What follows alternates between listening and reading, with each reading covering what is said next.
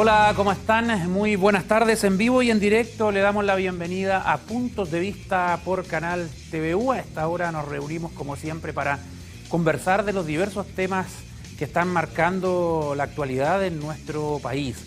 Hoy vamos a hablar de la pandemia. Para empezar la semana, de inmediato queremos colocarnos en lo que es el avance del coronavirus acá. Han ocurrido algunas situaciones para poder dialogar. Avanza la campaña de vacunación.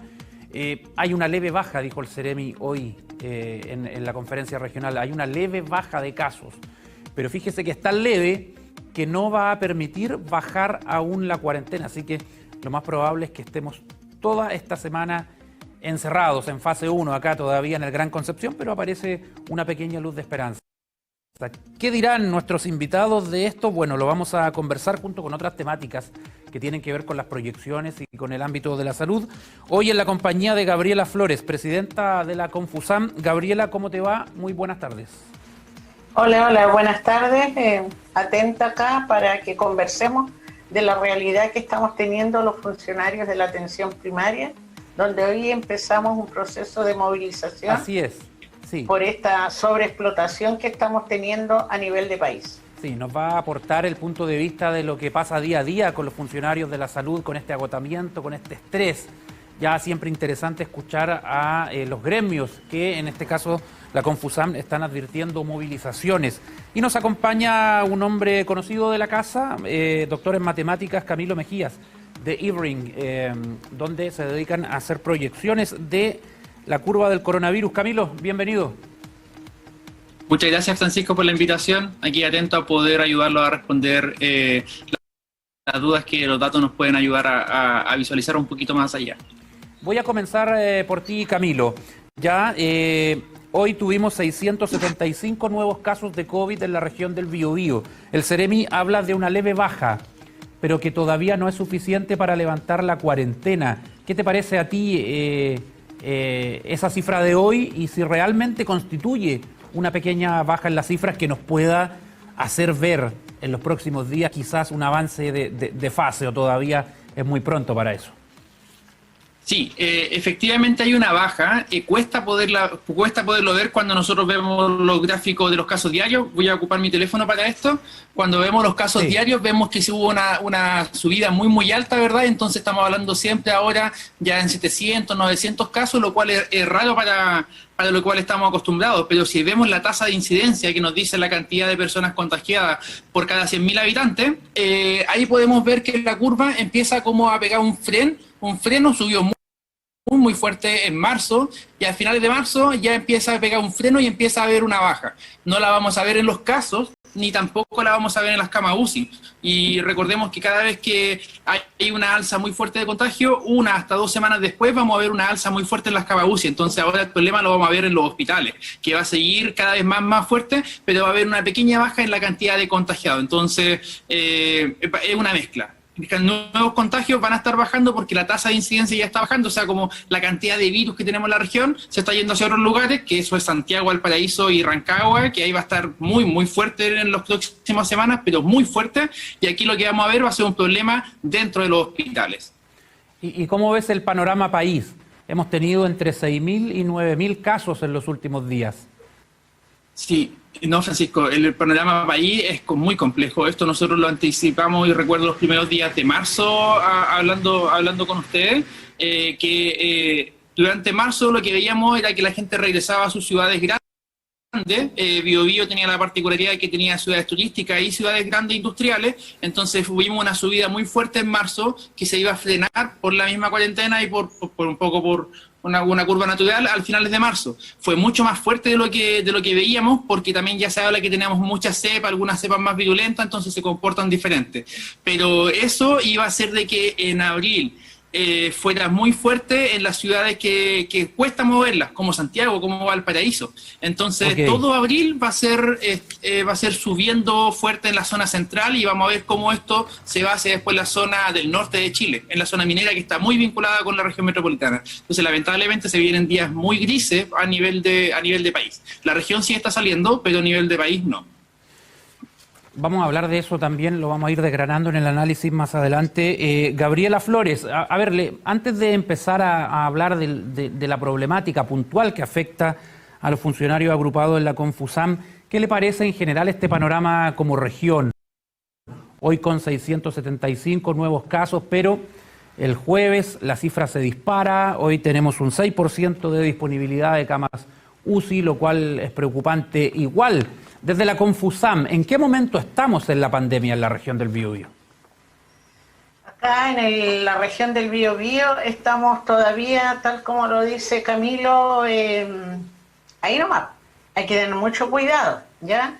Aún tenemos mucha gente que no informa estar con esta pandemia. Nosotros que somos los territoriales y que hoy día estamos haciendo seguimiento, no trazabilidad, ¿ya?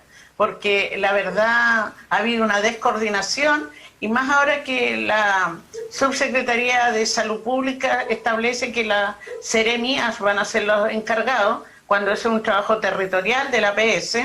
Nosotros hemos logrado detectar en muchas comunas gente que está con este COVID, que no se atreve a solicitar un PCR por la situación económica.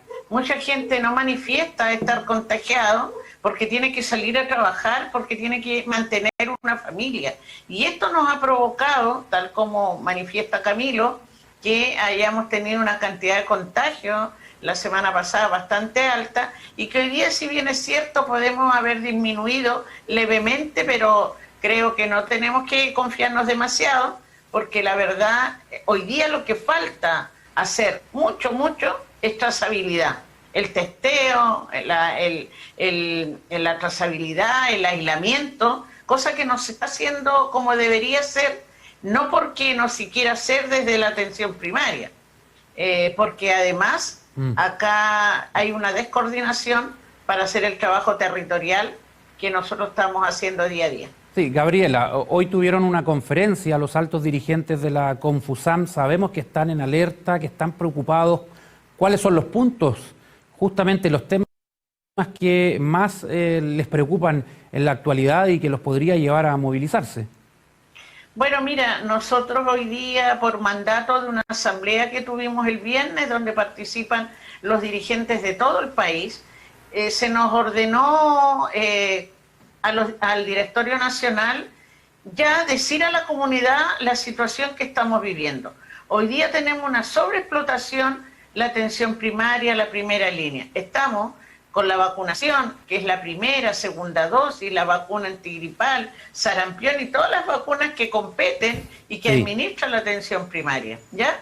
Pero además tenemos que estar combatiendo el COVID.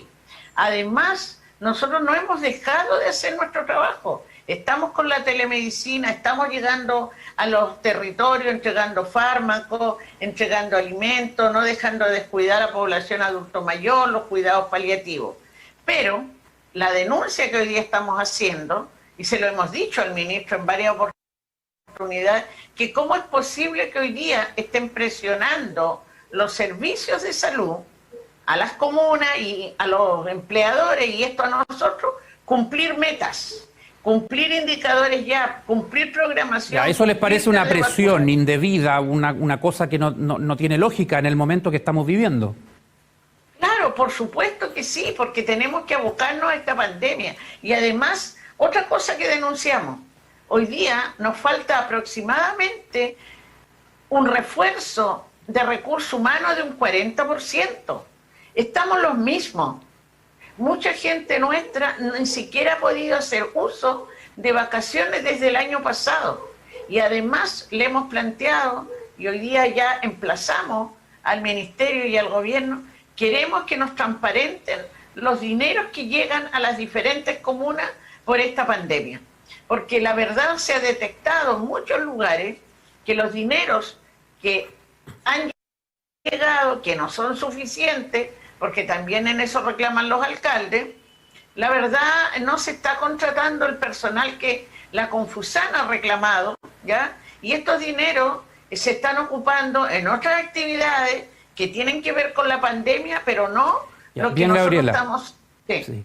te voy a preguntar pronto los pasos a seguir, porque sabemos que están tomando decisiones. Camilo, en esta crisis sanitaria todo está muy relacionado. La situación que nos contaba Gabriela, lo que se vive en el día a día en la atención primaria, la disponibilidad de camas, la sobrecarga de trabajo, ¿eso de una u otra manera puede influir en la curva de casos de coronavirus? Ya sean, porque si hay una sobrecarga, quizá hay gente que no pueda ser atendida a tiempo, contagie más, aumenten los casos. ¿Crees tú que hay una relación igual? Naturalmente sí, sobre todo si hay un estrés en el sistema sanitario, no necesariamente por las personas que se contagien por COVID, sino por personas que acudan por cualquier enfermedad común y corriente, que son las pre-pandemias, ¿cierto?, que todo el mundo ya tenía y que ya saturaba los hospitales durante invierno. Entonces, ese es el gran problema de COVID. No es su tasa de mortalidad, que efectivamente mata a muchas personas día a día en el país, sino que es el exceso por sobre las enfermedades que ya tenemos. Entonces, ahí tú tienes que empezar a decidir por quién atender primero, cómo lo haces si el hospital está lleno, cómo evita enfermedades intrahospitalarias, como COVID u otra. Entonces eso efectivamente afecta, y donde se ve eso en los datos, se ve si es que hay después una tasa de mortalidad en exceso, y no solamente, y esto es clave, no es solamente por COVID, sino que dado que el COVID está, no se pudo atender. Entonces atribuible al COVID. ¿Cuántas personas, por ejemplo, por un accidente de tránsito no van a poder ser atendidas igual que si no hubiese habido pandemia? Si esa persona se hubiese salvado o no. Y ahí es donde necesitamos que los hospitales no estén colapsados para poder dar cabida a esto, a lo que la sociedad necesita. El sistema hospitalario no es para COVID, es para todo tipo de enfermedades, y actualmente se está poniendo todos los esfuerzos en COVID, porque es una pandemia, pero puede traer mortalidad no sé cómo decirlo, no por falta de responsabilidad, sino por mortalidad, por no cuidar a lo otro que estábamos acostumbrados a cuidar. Camilo, el MinSal proyecta alcanzar 4.300 camas UCI en los próximos días. Ya, pero esto ha generado ciertas dudas. Ya cómo lo van a hacer. Se habla mucho de la reconversión de camas, pero es un trabajo complejo, difícil. Se habla ya de algunas prestaciones médicas que han sido suspendidas. Gabriela nos podrá hablar de aquello también. Es una meta muy ambiciosa tener 4.300 camas UCI en unos cuantos días. ¿Cómo ves ese anuncio? Por supuesto, es como tener 4.300 autos, ¿verdad?, y no tener 4.300 choferes. Eso es un poco lo que yo entiendo que nos dice Gabriela de lo que sucede. O sea, hay un personal especializado que no por tener una cama ya está el personal, sino que se tiene que especializar, y lo más probable, si nosotros no estábamos acostumbrados a esta cantidad de camas, es que mucho de este personal sea nuevo en todo esto. Entonces ahí es donde está realmente el problema. Hay un problema logístico tanto de recursos humanos, ¿verdad?, como de la conversión de las camas. Y a mí me da un poco, desde el año pasado ya me molesta que solamente se hable de reconvertir las camas UCI como si el problema se curara dentro de la cama UCI. Cuando esto, y ahí Gabriela lo usó súper bien, que es el testeo y la trazabilidad. ¿Por qué todavía en la región las personas manifiestan 2 contagios, o sea, 2 personas por cada contagio? Cuando en una casa viven a lo menos 3.1, creo que dice el censo. Sí. O sea, ni siquiera te dicen las personas que están viviendo contigo que son tus contactos estrechos. Entonces, ¿quiénes son? Si no son ni siquiera tus familiares cercanos que viven en tu casa. Y ahí tenemos un grave problema, porque efectivamente o pueden perder el trabajo, porque si dan brote laboral, ¿verdad?, los lugares los cierran, y ahí también quizá hay amenazas del empleador. Entonces hay mucho miedo, se culpa a la gente por el contagio, pero no se le está educando, no se le dice, por favor, o sea, esto es casi anotarlo en una libreta, por favor, anota con quién te juntaste. Si almorzaste en tu trabajo sin mascarilla, porque uno no come con mascarilla, ¿con quién lo hiciste? Porque es muy importante saber con quién fue. Y eso no se está haciendo. Ya llevamos, más de un año en pandemia, y lo peor que tenemos es la trazabilidad. El problema no son las camas UCI, es que la gente no se le pregunta bien, y la gente no está dispuesta a responder por miedo, por olvidarse, por muchas cosas, con quién se contagia. Y ahí es donde la pandemia se nos escapa. No es en otro lugar. Sí, Gabriela, cuando hablamos de 4.300 camas UCI que se suman y se pretende llegar a 4.500, este plan empezaría a materializarse a partir del miércoles. De una u otra manera también puede ser una presión más todavía para ustedes, los funcionarios de la salud, porque no cualquiera atiende una cama UCI y falta el personal. Por supuesto que sí, porque además hoy día están los instructivos de habilitar camas en los servicios de alta resolución, cuando nosotros en la atención primaria no estamos preparados para eso. Por lo tanto, es para la espera en el momento que se disponga de una cama UCI. Y nuestra gente, te vuelvo a reiterar, no está en condición. Ese fue el grave error que hubo el año pasado en la primera ola que ocurrió en la región metropolitana, en algunas comunas donde lamentablemente, y con mucho respeto lo digo, alcaldes que quisieron hacer un populismo con instalar hospitalización en algunos centros de salud, en algunos SAPU, en algunos SAR, y hubo un reclamo masivo porque la gente que hospitalizaron estuvieron 3-4 días sin la alimentación, sin el cobijo, sin los profesionales competentes para realizar esto. Entonces, la verdad, hay que tener cuidado con esto. Yo sigo insistiendo y comparto lo que dice Camilo. Aquí lo importante es la trazabilidad, ¿ya? Porque ¿quién mejor que nosotros, que somos los territoriales, los que conocemos nuestra población, que estamos con un contacto directo? Somos los que hacemos el trabajo y conocemos la gente. Nosotros como atención primaria hemos descubierto muchos casos de COVID, que gente que no se atreve a decir por miedo a perder la pega, como dice Camilo. Yo creo que aquí también ha fallado el control en lo que tiene que ver con la locomoción, con el transporte para la gente, ¿ya? Porque el biotren ha estado colapsado, se sabe que hacen controles, pero la verdad yo creo que estas últimas medidas, la verdad no nos han favorecido mucho. Yo en ese sentido soy directa. Se habla de el plan incluye hospitales exclusivos para COVID, ampliar la capacidad de recintos hospitalarios de las Fuerzas Armadas, validar título de enfermeros extranjeros, entre otras medidas, pero es vista con cierta incertidumbre ahí por funcionarios de la salud. Camilo, avancemos a la estrategia de vacunación en Chile. Sabemos que se ha avanzado bastante y ahí está puesta la esperanza. Yo no sé si hay un real fundamento de que esta va a ser la solución, de que a partir de junio, julio nos vamos a olvidar de este virus, porque hay gente que piensa eso. Sabemos que esto previene un cuadro grave, el vacunarse de COVID, pero no el hecho de no contagiarse del virus. ¿Cómo ves tú? ¿Qué dimensión tenemos que darle a esa expectativa que hay con la vacunación? Claro, a ver, en números, la vacunación lo que hace es bajar la probabilidad de cursar un cuadro grave, lo cual no dice lo tira a cero. Es decir, todavía hay una probabilidad pequeña de que si tú estás vacunado con tus 2 vacunas, no con una, con las 2, y hayan pasado los tiempos para generar tu cuerpo, aún así tú podrías enfermarte y aún así podrías estar grave, pero tu probabilidad es menor. Es lo mismo que uno va por la calle, si uno ocupa mascarilla, aún así te puedes contagiar, pero tu probabilidad es menor y por eso uno la ocupa. Entonces la vacuna, así como las mascarillas, son muy necesarias como barreras, pero no implica que la gente no se contagie y no se agrave. Y el gran problema que tenemos es que siempre, y ha sido así, que la mayoría de las personas que se contagian están en el segmento 25-40 años, que es la edad laboral, son los jóvenes los que más salen, ¿cierto? Porque tienen que moverse por su propia casa, o sea, son los que más salen, los que siguen saliendo por trabajo, por diversión, etcétera. Y lo que se hizo fue vacunar a la población que si se llegaba a enfermar, se podía morir muy rápidamente. Con eso podemos descongestionar un poco los hospitales en el segmento 60 o más años. También los enfermos crónicos y las personas que tienen mucho contacto de alto riesgo, ya sea trabajos esenciales, ¿cierto? Y área de la salud.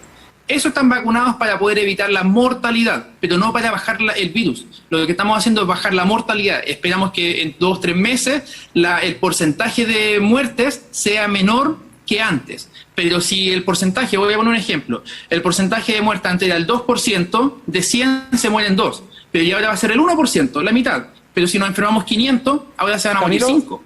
Camilo, se mueren más que antes. Y te pongo en el siguiente supuesto. Agosto de este año. 8.000 casos diarios de COVID a nivel país, 800 casos diarios en la región del Biobío, pero 12 millones de chilenos vacunados.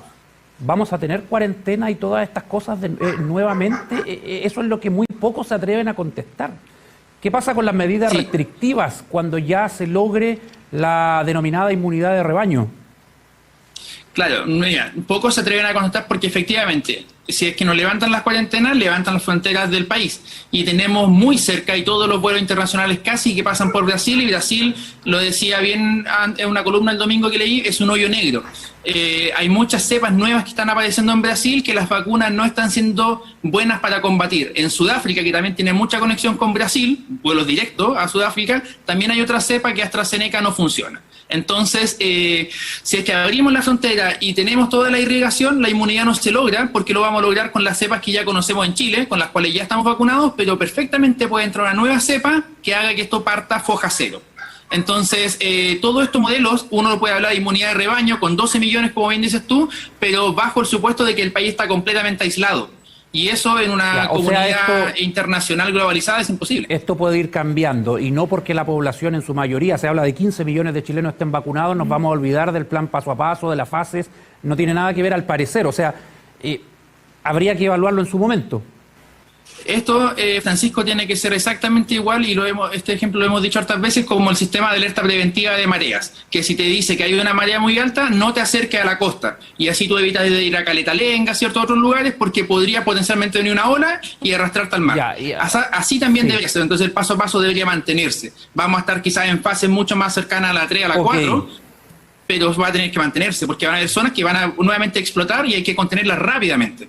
Claro, es como cuando hay alerta de tsunami, nos vamos todos al cerro, a evacuar el borde costero. Se entiende que es cuando la ocasión lo amerita. Vuelvo de inmediato con Gabriela, pero quiero escuchar e invitarlos a ustedes también a escuchar la palabra del Ceremi, la palabra de Héctor Muñoz acerca del último balance de la vacunación aquí en la región del Biobío. Vamos a estar con la declaración del Ceremi, que constantemente, frecuentemente está hablando de cómo va la vacunación en nuestra zona.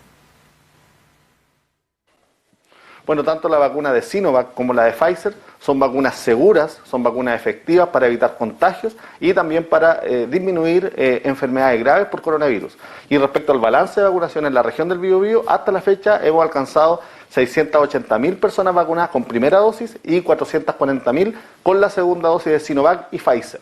Además, hay que destacar que el 83% de los adultos mayores de 60 años ya han recibido su primera dosis, asimismo más del 76% de este mismo grupo etario han recibido su esquema completo con 2 dosis.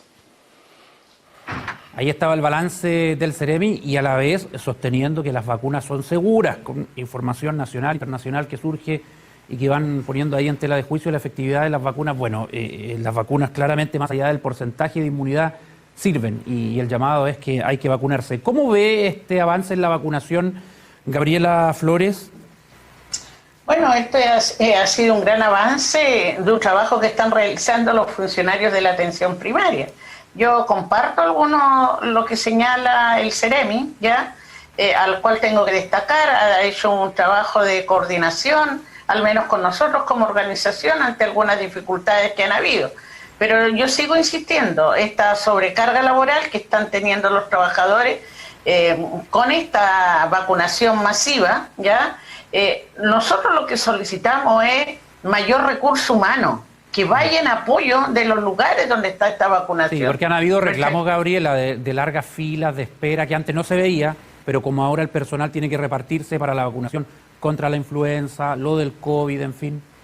Por supuesto, estamos separados en diferentes lugares, diferentes equipos, para evitar cometer un error en administrar una vacuna que no corresponde a la persona que llega al centro de salud, al colegio o al lugar que está destinado. Pero como le digo, somos los mismos, ¿ya? Y hoy día más que nunca necesitamos refuerzo, porque nuestra gente está agotada. Y lo más importante, hoy día, ¿qué más necesitamos? Respeto para los funcionarios de la salud pública. Hay violencia en algunos centros de salud, servicios de urgencia. Talcahuano tuvimos eso. Entonces, nosotros que somos la primera línea, que lo estamos dando todo y lo vamos a seguir haciendo. Ese es nuestro compromiso con Chile, pero respétennos, protéjannos y respeten los derechos laborales que tienen los trabajadores hoy día. No tienen culpa de lo que está pasando en el país los funcionarios de la salud, así que a entenderlos. Para terminar, Gabriela, respecto a todos estos puntos que les preocupan, ¿van a movilizarse? ¿Qué significa movilizarse? Si nos puede explicar. Bueno, mira, nosotros partimos con este llamado a movilización ascendente, hoy día con esta conferencia, mañana tenemos algunas actividades de país, de algunas pancartas, flyers, videos, el miércoles, y en esto quiero señalar públicamente, el miércoles nosotros a las 11 de la mañana vamos a hacer un reconocimiento a nuestros 23 compañeros que han fallecido por COVID y a todos los chilenos que han fallecido por esta pandemia, ¿ya? Donde estamos solicitando a nuestra gente el sonido de ambulancia, de la sirena, como también estamos pidiendo a bomberos que a esa hora se sumen a lo que va a ser la atención primaria. Una especie de homenaje. Un homenaje a los chilenos en general. Y el día jueves pretendemos entregar una carta tanto al Ministerio como en todos los servicios de salud exponiendo nuestra situación para resolver. Mira, recién ahora, mientras escuchaba a Camilo, el presidente de la Comisión Salud del Senado me está señalando que está buscando el puente para poder ayudar a los trabajadores, y mañana estamos citados a la Comisión Salud de la Cámara de Diputados, nuestra organización, a exponer toda esta problemática. Te agradezco, tenemos que ir cerrando ya. Muy breve, Camilo, para despedirte también, ¿cuándo podríamos salir de la cuarentena en el Gran Concepción? 20 segundos. Yo estimo que así como vamos, 2 semanas más, ya los casos están bajando. Como les decía, se va a ver en el sistema hospitalario, pero los casos paulatinamente, vamos a ver el jueves nuevamente que suben, pero en promedio están bajando, y ya al final de la próxima semana ya vamos a ver buenos números. O sea, a fines de mes, pero no en el país. A fines de mes podríamos avanzar a fase 2 en el Gran Concepción. Ojalá así sea, uno nunca sabe. Camilo, muchas gracias por participar de Puntos de Vista. Muchas gracias. Gabriela Flores, suerte en sus demandas ahí, se entienden todas, así que le vaya muy bien junto a sus colegas del ámbito de la salud, Gabriela. Gracias a ti por la invitación y disponible cuando ustedes lo requieran. Muy bien, cerramos Puntos de Vista. Interesante hablar de esto de la pandemia. Generalmente dejamos un día a la semana para ver cómo está la situación del COVID en la región. Hasta mañana, muchas gracias.